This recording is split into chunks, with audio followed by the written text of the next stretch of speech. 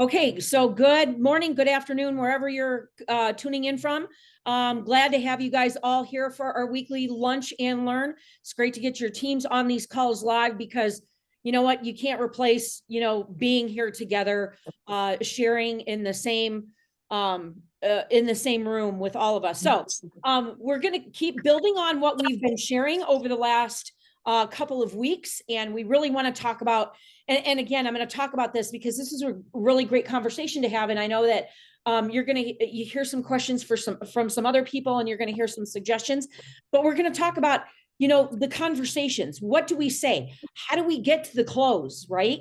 And you can't get to the close the first time you talk to somebody.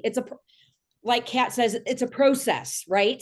When you're funneling someone through the sales cycle, and again, there are 7 tangible steps in order to get them there, but at the end of the day is that you have to provide so much value that they cannot wait to be either a customer or a market partner. So we're going to talk a little bit about that. But you guys, the one thing that I think first is that I'm going to tell you, assume the sale. I sent out 3 carts yesterday from this event that I'm at here in Vegas, and you've got to assume the sale. I'm going to assume that when I talk to somebody about what I do, they're coming in my business one way or another. And you guys, you should be muted upon entry, but if you're not, can you mute for me, please? Yeah.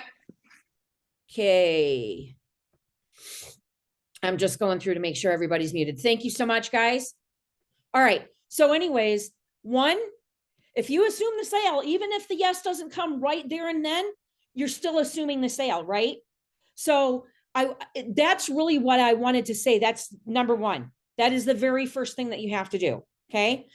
The second thing is that before you ask for the sale or you ask about your opportunity, is that you guys have got to solve their problem.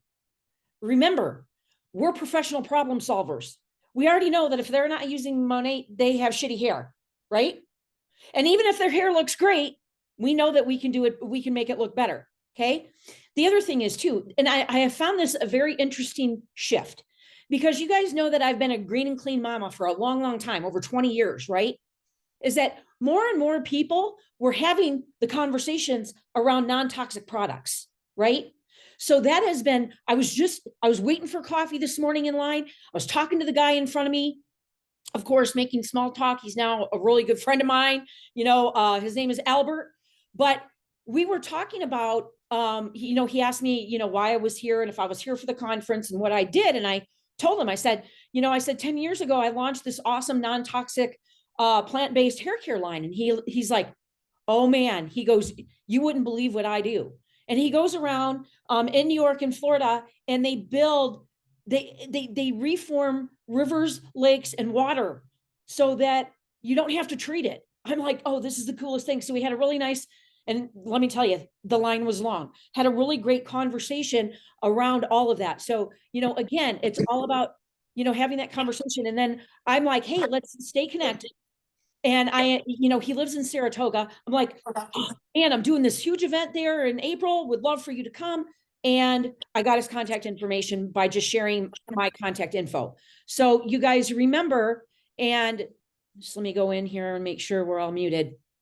Go in to a conversation, getting their contact information, and then start reaching out to them. Okay. So, and that could be about anything, a common interest. I'm going to ask him more about what he's doing with water, because not only that, you guys, and we all know Melissa Engdahl, she's a CEO, Chairman's Award winner a couple of years ago, but she just bought a house in Florida on a spring lake. So we were talking about that. So you guys, you just have to find a common thread, right?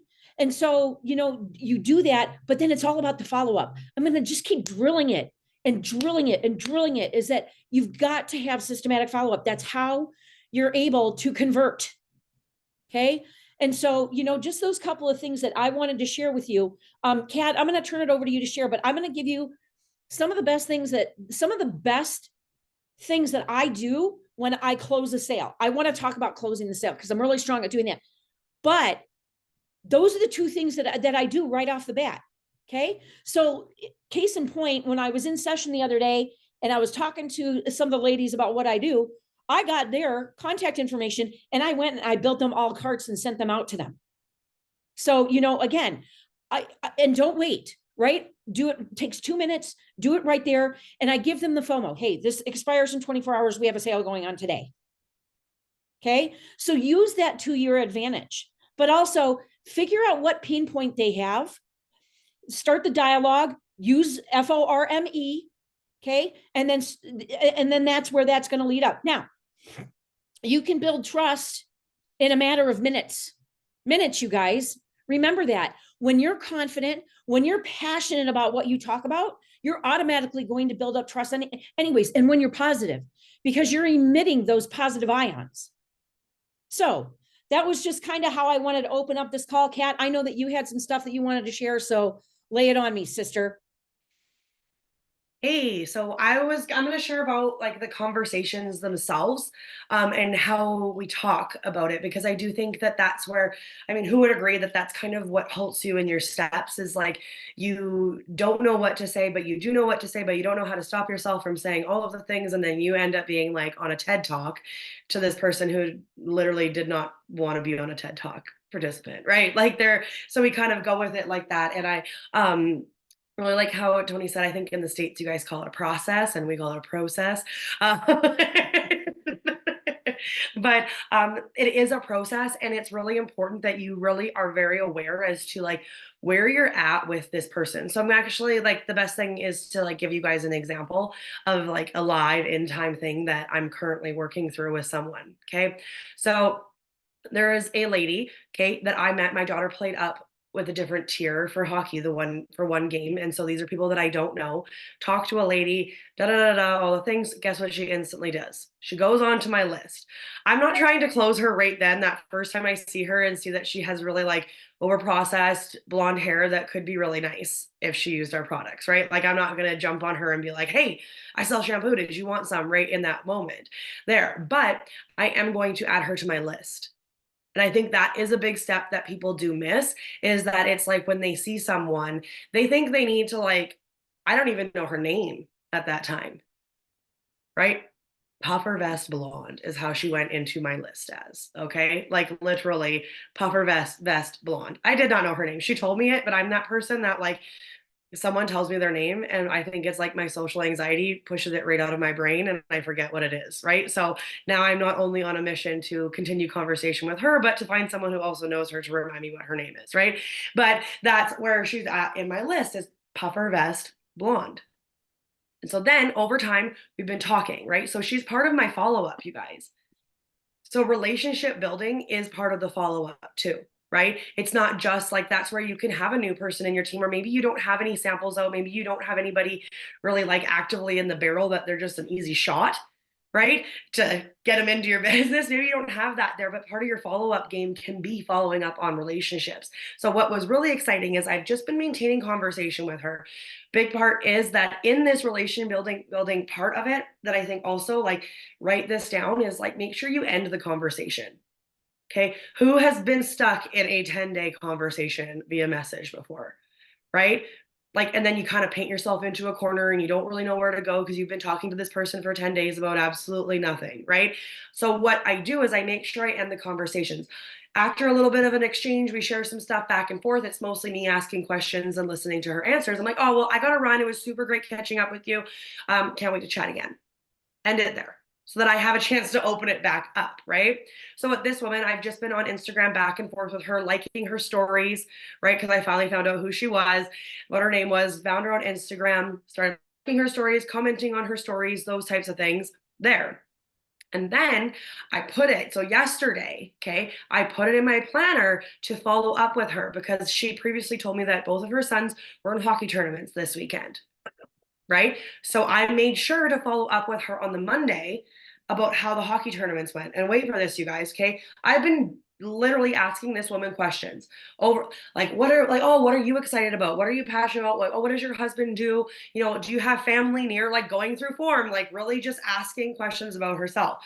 I follow up with her yesterday and I was like, okay, how are the hockey tournaments? How did they go? There, she's like, they're super great, but I'm not looking forward to that credit card bill next month. Ding, ding, ding.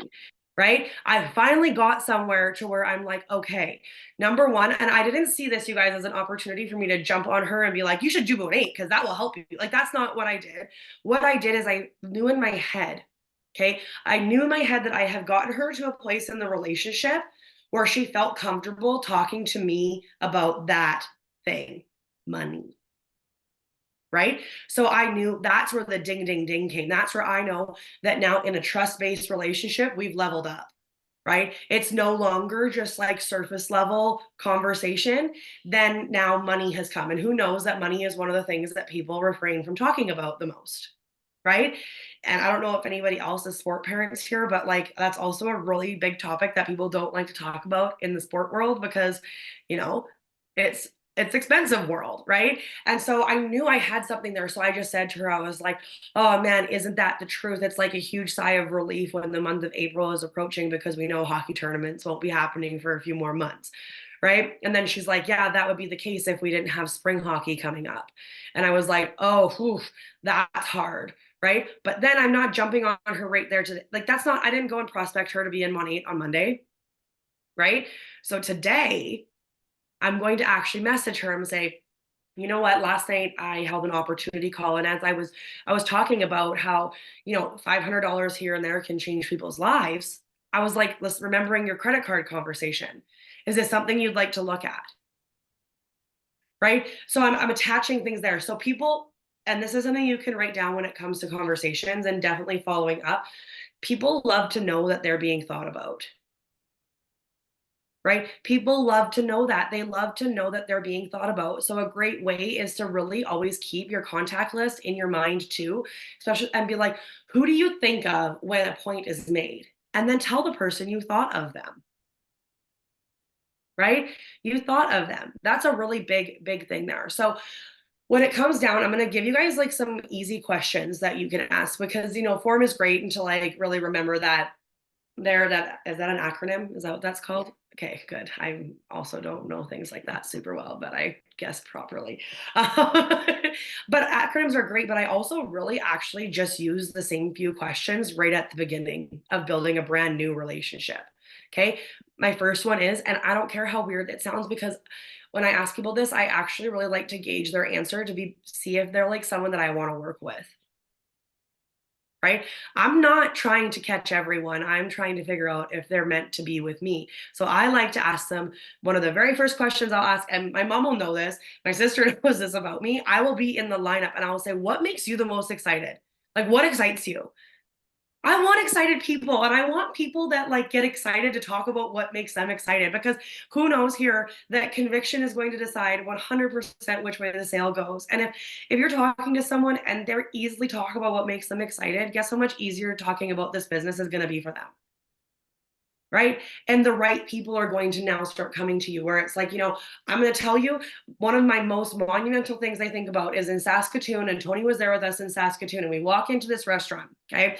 And they were like, oh, like, what do you guys do? And Toni's like, I sell the best damn shampoo on the planet. And I was like, and instantly eyes are in. And the way she said it and the energy that she said it in just had people gravitating towards her. Right. And in that moment, I learned, you guys, that it actually doesn't matter what you're saying. It matters how you're saying it and the intention that you have behind it. Right. And that's where I stopped getting scared to ask the questions like, well, what excites you about life? Right. Another great one is like, what was your favorite part of your day so far? I ask that to every single checkout person, every single barista, every single person in person. I'm an in-person person, but I love to ask that question because it easily weeds out people, right? If they're like, oh, not much, and then they move on, I'm like, yeah, well, you're not ready for me yet, right? But if someone's like, oh my gosh, and then they start telling me something, you better believe like the barista's name that's on her name tag is going on my list. And then next time I go in there, there's going to be samples, right? So really thinking about the conversation is, and this is why anybody who really values conversation and is really like into it, when you ask them for a script, they're going to get an eye twitch. When you ask them for a script, they're going to be like, that's the opposite of what I'm telling you. Right? Because it can't be like that. So when we're building conversations, so once you've gotten people into the place where I would say like they've moved out of acquaintance and they're now, you know, had that ding, ding, ding moment, that first, like, you know, when she told me about the credit card thing, just even there in passing. Now, this person, when they're in that area, they're going to value honesty, boldness, and transparency because that's going to communicate confidence, right? I make it very clear I would love to work with people. I do not shy away from talking about money. I don't shy away from talking about how much I love the brand, how much it's changed for my life, da da da da, in passing. Okay. And I'm going to give you another live example here to close out if anybody has any questions or wants like dialogue through it. But there's a woman today who literally, she found me this morning. Okay. Perry had ice time at 6:45 this morning. So it was early. Okay. So we're there at 6 a.m. at the rink. This woman found me and she said, I need your products. My hair is so dry. Okay, that wasn't because she just magically watched me walking around with my glowing red hair or anything like that. It's because literally every single time I'm talking to her, I'm talking about our business, I'm talking about our products, I'm talking about how it's helped me become a better hockey coach, better mother, da da da da, all the time, all the time. Today, she came to me, right? But if I just said to you guys, oh, she came to me and asked to try the products, you're going to be so confused as to why people aren't just coming up to you and asking to try the products, right? No, it's because I literally talk about it all the time.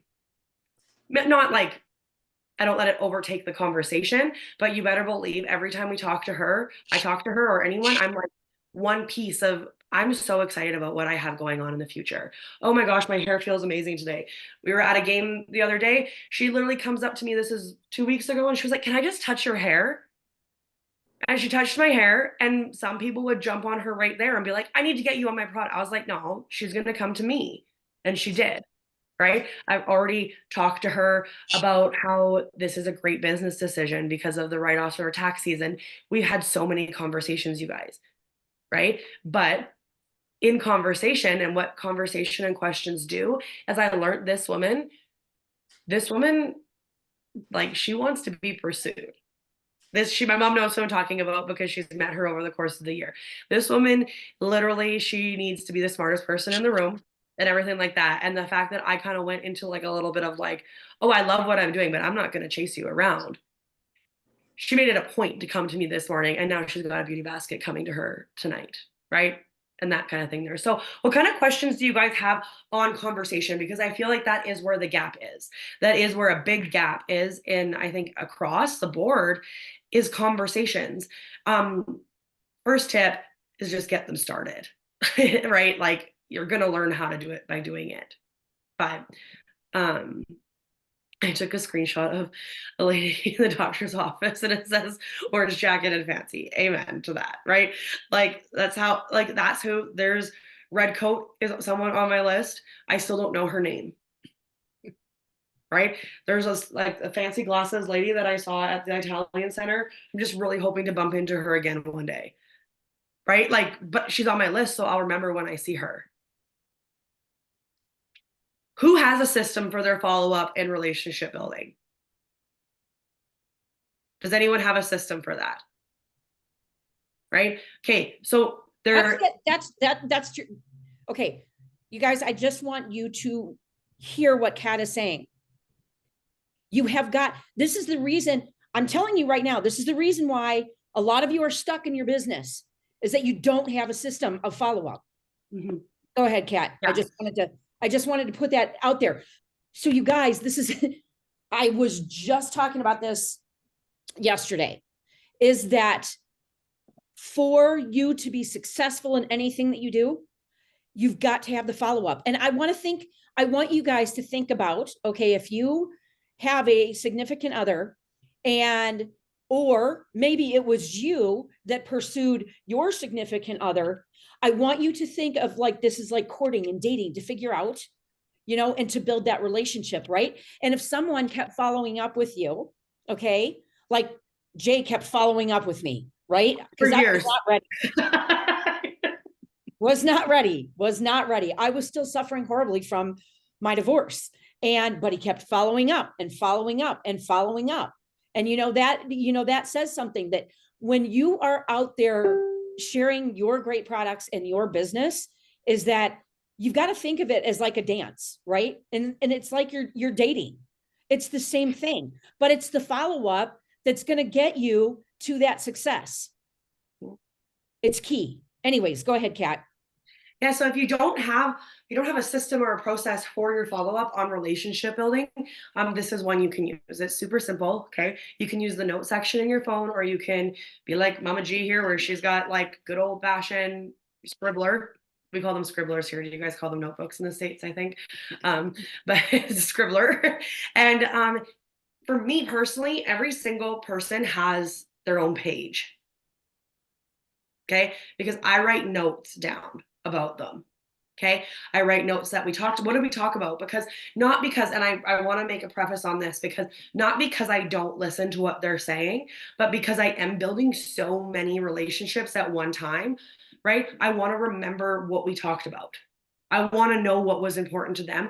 And sometimes you're going to forget. If you're building relationships with 100 people, which every single person should be at any given time, you should be working people from your cold market into your warm market 100 people at a time. Like, there should be always having that happen, right? You're going to be really pressed to remember what conversation or what were the details of a conversation that you had with, Terry down the street 2 weeks ago, right? Like, you're gonna not remember those things, right? So I like to keep notes of it. I like to just kind of go. I learned that also as a massage therapist, because I would keep notes of people after their appointments. Like, what were they? What did we work on? All these different things. Not because I didn't care about my client, but because I wanted to make sure that I was super intentional with them when they came back next.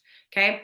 The next thing is that I immediately, when I'm really working on building a relationship with someone, I go into my phone, into my calendar, and I set a reminder to follow up with that relationship 48 hours, 72 hours, whatever it is in that moment, but they go into my calendar. Follow up with so and so, right? Or else, guess what happens? You're going to blink and it's been a week and you have not been following up with anyone. This overwhelms me very much. I keep going. I just know my verbiage is not okay. Don't let it, it's only overwhelming you because you haven't started yet.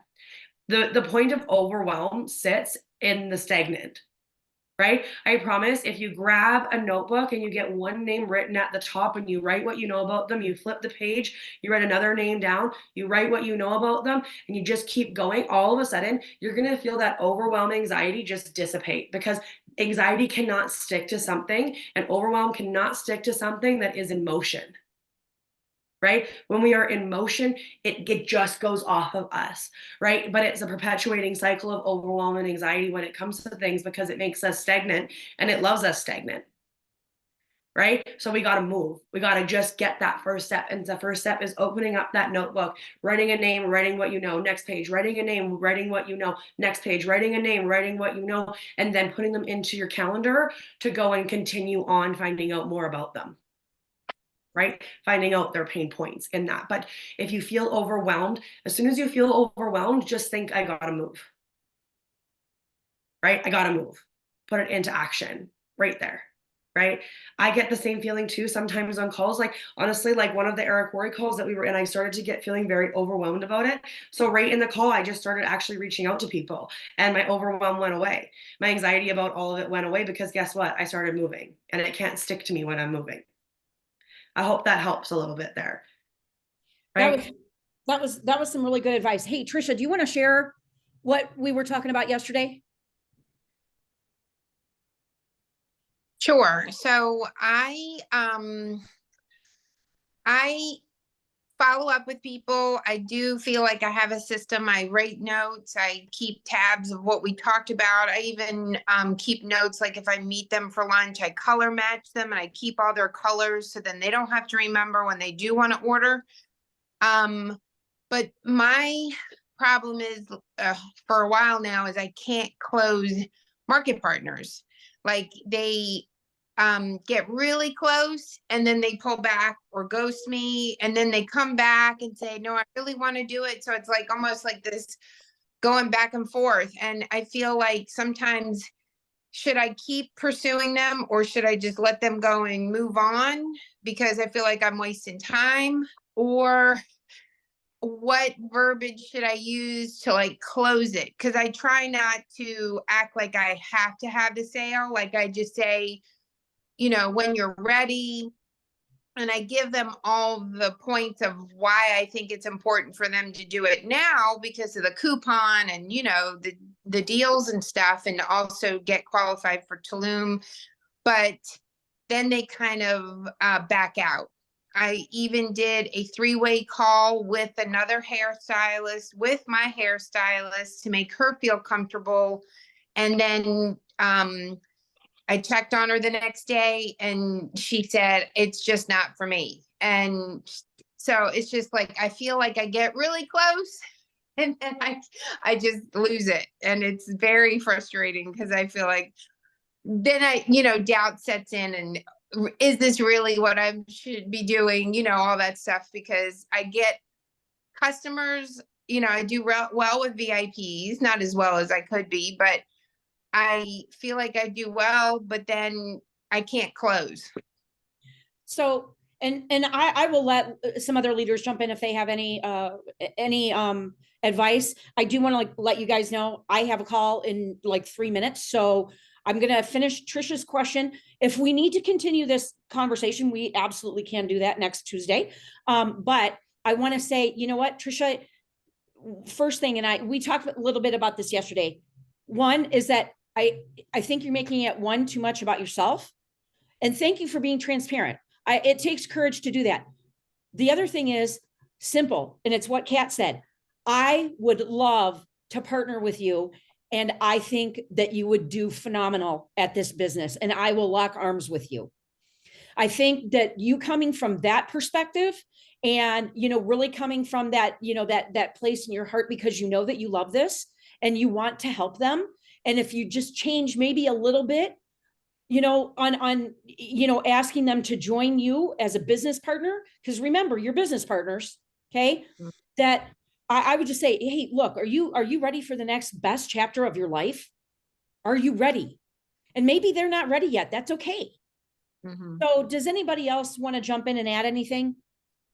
I just quickly want to add and just kind of ask you to kind of also reflect is like, are you getting prospect tunnel vision too? Because sometimes I know when we start to doubt things, it's because we're focusing on 1, 2, or 3 people that are kind of like in that decision phase, and then they back out and we feel extremely deflated because we've kind of put like that they've been in our boat for a little while. And the best advice I have is that